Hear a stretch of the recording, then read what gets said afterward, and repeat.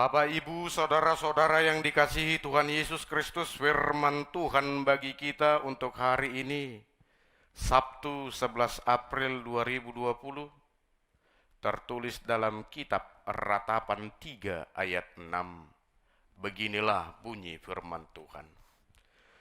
Ia menempatkan aku di dalam gelap seperti orang yang sudah lama mati. Demikian firman Tuhan. Kuburnya tempatku menguburkan dosaku.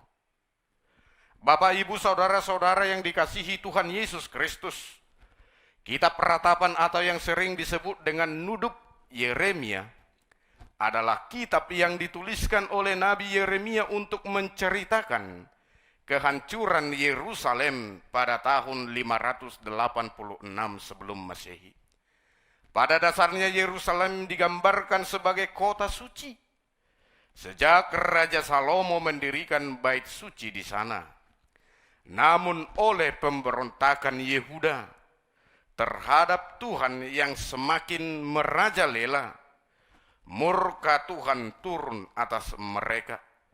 Bait suci menjadi puing-puing reruntuhan dan mereka menjadi tawanan bangsa lain. Disinilah Yeremia di dalam kesedihannya meratapi kehancuran Yerusalem. Murka Tuhan tak terelakkan lagi. Tuhan telah mencambuk, menghalau, menyusutkan, serta menempatkan mereka ke dalam gelap seperti orang mati. Di sini kita melihat bahwa murka Tuhan dinyatakan untuk membinasakan setiap orang yang tidak setia kepadanya. Saudara-saudari, semalam kita telah memperingati akan kematian Tuhan Yesus Kristus yang dalam kalender Gerejawi disebut dengan peringatan Jumat Agung. Peringatan itu mengingatkan kita betapa sakitnya penderitaan yang dialami Tuhan Yesus Kristus. Dan hari ini adalah peringatan bahwa 2000 tahun silam dia sedang terbaring kaku di dalam liang kuburnya. Kalau kita melihat jauh sebelum kematiannya, Yerusalem adalah kota yang suci dan ternama. Sebab 10 kilometer dari sana di Bethlehem, Yesus Kristus Sang Juru Selamat itu telah lahir. Namun oleh karena pemberontakan kita, oleh karena dosa kita, dia harus menanggung beban berat itu. Dia yang tak berdosa harus menderita oleh dosa kita. Dia menerima cercaan, makian, dihujat, disiksa, dicambuk, disalibkan, dihalau dan ditempatkan di dalam liang yang gelap. Kematiannya juga ditandai dengan tabir bait suci yang terbelah dua, dari atas sampai ke bawah. Hal ini sama persis pada peristiwa kehancuran Yerusalem dulu, sejak zaman Nabi Yeremia ini.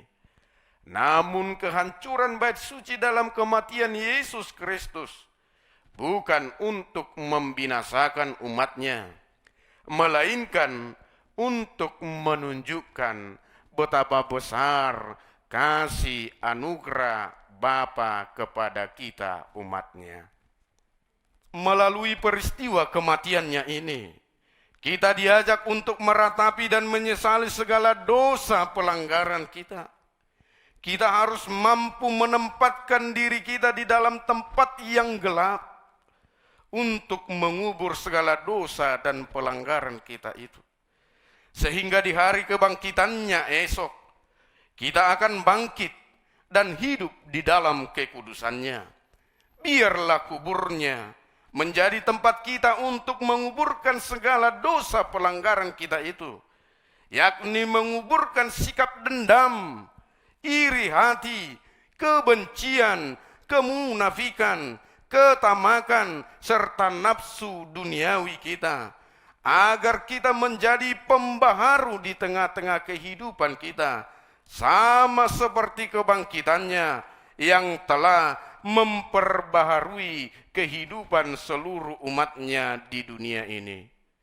Kiranya firman Tuhan ini menjadi sukacita bagi kita, walaupun kita ditempatkan di dalam gelap seperti orang yang sudah lama mati, namun oleh kuasa kebangkitannya kita menjadi terang dan bersinar di tengah-tengah kehidupan kita. Amin. Untuk mengisi waktu luang kita, mari kita berikan waktu kita untuk menjawab pertanyaan berikut. Yang pertama, siapakah yang menguburkan Tuhan Yesus? Tuliskan nats pendukungnya. Yang kedua, apakah arti kematian Yesus Kristus bagimu? Silakan jawabannya dikirimkan langsung ke nomor WA kami di 0823 6211 5040, dan untuk 3 orang pemenang pertama akan mendapat hadiah langsung dari kami. Biarlah dari setiap apa yang kita perbuat ini, nama Tuhan semakin dipermuliakan. Amin.